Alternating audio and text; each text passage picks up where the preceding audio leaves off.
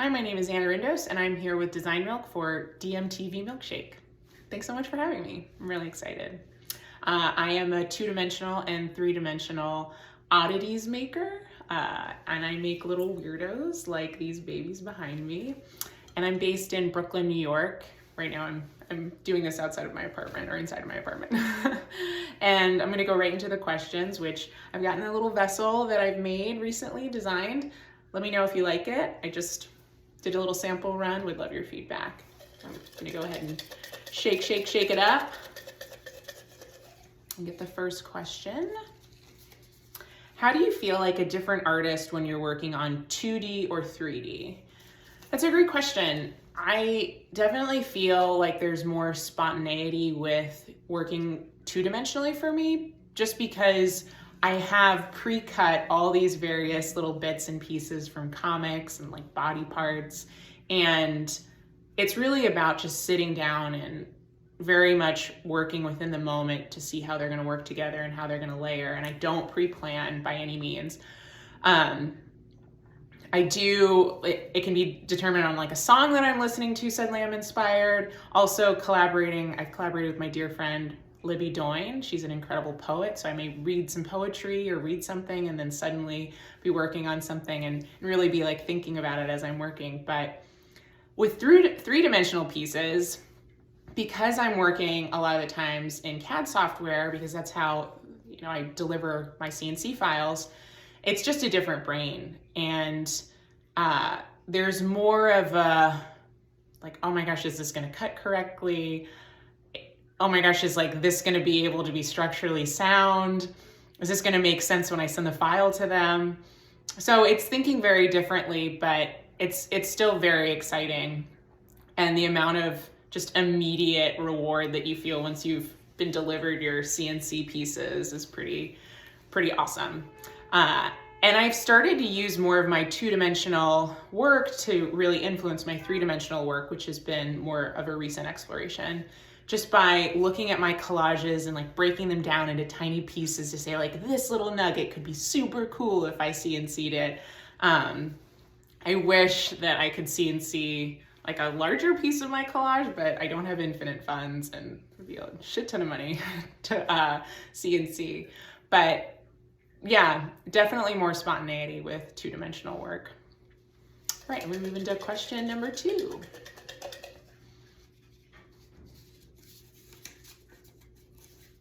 Talk to us about how you developed your color palette.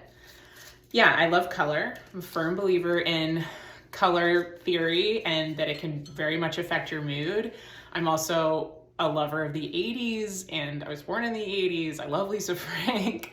So I use a lot of color in my pieces and I'm trying to very much move away. I use like a lot of blues, a lot of greens. I find them very calming, again, like thinking about color theory.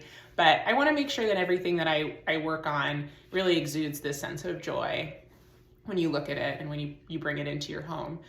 I do a lot of work within Photoshop, just playing around with various colors, making sure that they work together.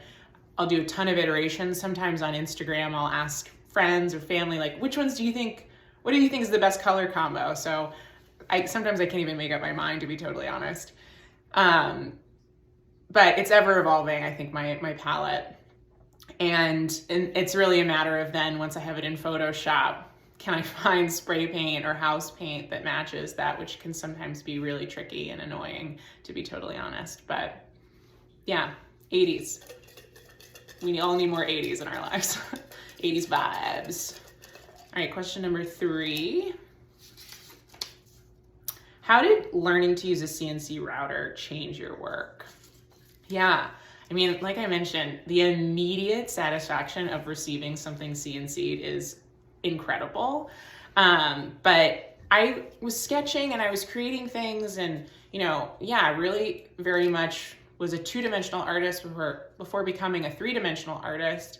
And when I started realizing what shapes and what forms I really was gravitating to, I had a hard time imagining how I was going to make them and how I was going to make them locally, how I was going to make them affordably. I started playing around with paper mache, which is really great, but CNCing just allowed me to really push that further and have like a certain level of, honestly, like finesse, because you have these beautiful clean lines. You can use, you know, wood, you can use Medex, which is a form of MDF, which is really great. And it has less formaldehyde in it. It's better for the planet.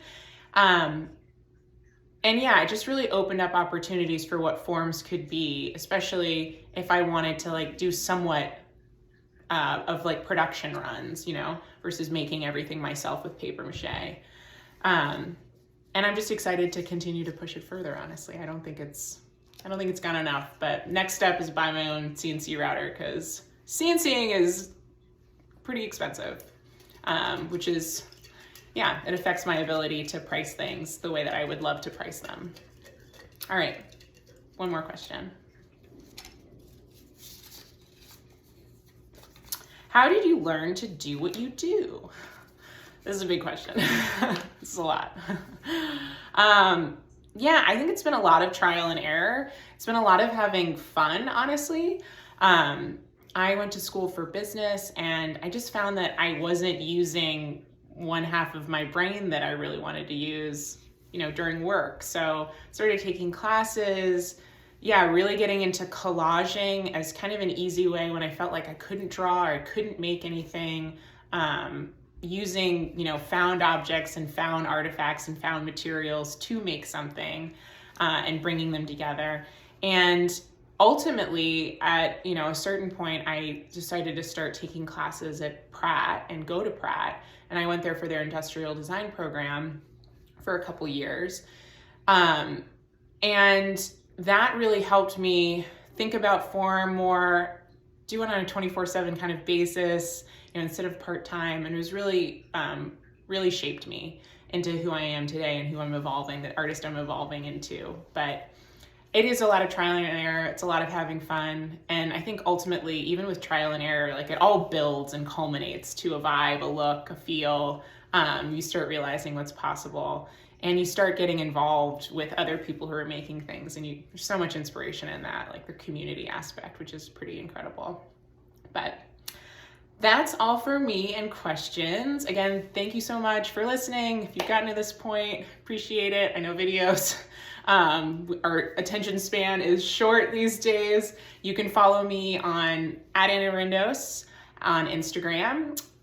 You can go to my website, annarindos.com. Please email me. I love to collaborate. I want to make more things, especially lighting. Yeah, I'm here in Brooklyn. And again, thank you so much for the time. Bye, all.